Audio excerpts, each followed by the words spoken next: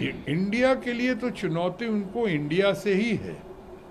India को अब जो इतना बड़ा नाम, जिसको नाम देने में मैंने सुना है कि हमारी जो देश की सर्वाधिक लोकप्रिय नेता जो है या नेत्री ममता बनर्जी, उनका बहुत बड़ा हाथ है, बहुत बड़ा योगदान है। और उन्होंने अभी अभी पिछले चुनाव में बंगाल में पर खच्चे उड़ा दिए बीजेपी के, एनडीए के। उसके बाद हर चुनाव में, उपचुनाव, जो आसनसोल से अगर मैं ही चुनाव जीता, बाद में पूरे देश में एक ही चुनाव हो रहा था अपना उपचुनाव, और उसमें रिकॉर्ड मार्जिन से, आपकी वजह से, आप लोगों की दुआ से और ममता के नेतृत्व में, आसनसोल और बंगाल की जनता जनार्दन के आशीर्वाद से, तृणमूल कांग्रेस की सपोर्ट से एक रिकॉर्ड मार्जिन से हमने जीत हासिल की। और मैं इसके लिए वहाँ के लोगों को बहुत आभारी हूँ।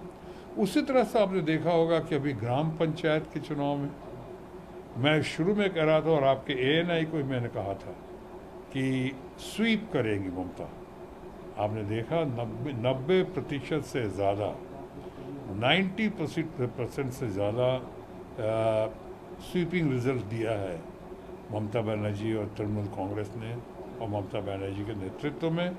तो हम एक तरफ कहते हैं कि ममता बनर्जी हैं इंडिया में और उनका बहुत बड़ा योगदान है, वहीं दूसरी तरफ खड़गे साहब हैं, national political icon Rahul Gandhi हैं, राष्ट्र के चाणक्य जो माने जाते हैं शरद पवार है, सीताराम येचुरी जैसा विद्वान है इसमें leader of the masses in true sense Lalu Prasad Yadav हैं, इसमें नीतीश बाबू जो हैं इतना मैच्योर्ड, इतना परिपक्व, और नीतीश बाबू के अहमियत को आप कम करके नहीं दे सकते हैं। नीतीश बाबू ने इतना बड़ा इन्होंने जो लीड लिया है, और इतना बड़ा जमावड़ा, इतना बड़ा, आज तक शायद इतने लोगों का, इतने दलों का कभी आपने नहीं देखा होगा कि इतने दल एक साथ आए और इतने बड़े बड़े लीडर एक अम्ब्रेला, एक छतरी के नीचे आए हैं। सो नीतीश बाबू का भी ये काम बहुत ही सराहनीय है, बहुत ही प्रशंसनीय है। और मैं समझता हूँ आने वाले दिनों में लोग उनको देखेंगे इस मामले में पॉलिटिकली, सारे, चाहे आप जो कहें, जो लोग कहें, और उनको एक रोल मॉडल के रूप में देखेंगे। मुझे लगता है कि ये तमाम लोग इकट्ठा हुए हैं, और ये तमाम लोग जब आए हैं, और ऊपर से आपने रिजल्ट देखा है। सिर्फ मैं हिमाचल और कर्नाटका का ही जिक्र नहीं कर रहा हूँ, मैं, आपने देखा होगा आम आदमी पार्टी जिस तरह से तमाम कोशिशों के बावजूद नेशनल इलेक्शन का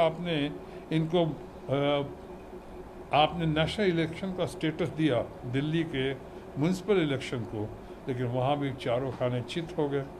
और वो हमारे मित्र और केजरीवाल, अरविंद केजरीवाल, बहुत अच्छी तरह से वो उनकी टीम विजयी हुई। तो आपने देखा कि सब लोग साथ हैं। अब एक तरफ कितनी बार आप अपने वादा खिलाफी करेंगे।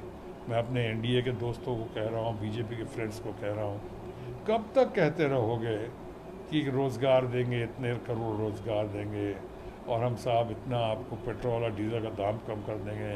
दूसरे सरकार को कब तक आप इसके लिए क्रिटिसाइज करते रहोगे, गालियाँ देते रहोगे। कब तक आप कहोगे कि हम आपके बैंक अकाउंट में पैसा आ जाएगा, इतने लाख हर आदमी को आ जाएंगे। वो तरह तरह की बातें हैं, अब कहने की आवश्यकता नहीं है। ऐसी महंगाई, मैं टमाटर और तेल की बात नहीं कर रहा हूँ, ओवरऑल महंगाई इतनी बढ़ी हुई है। लोग अभी कैसे भूल जाएंगे कि जब डॉलर इतना मजबूत हो गया है, रुपया इतना कमज़ोर हो गया है, उसकी कीमत हमारे यंग स्टूडेंट जो हैं विदेश जा रहे हैं, पढ़ने जा रहे हैं, जो उन पे क्या गुजरती होगी, उनके परिवार पे, उनके लोगों पे।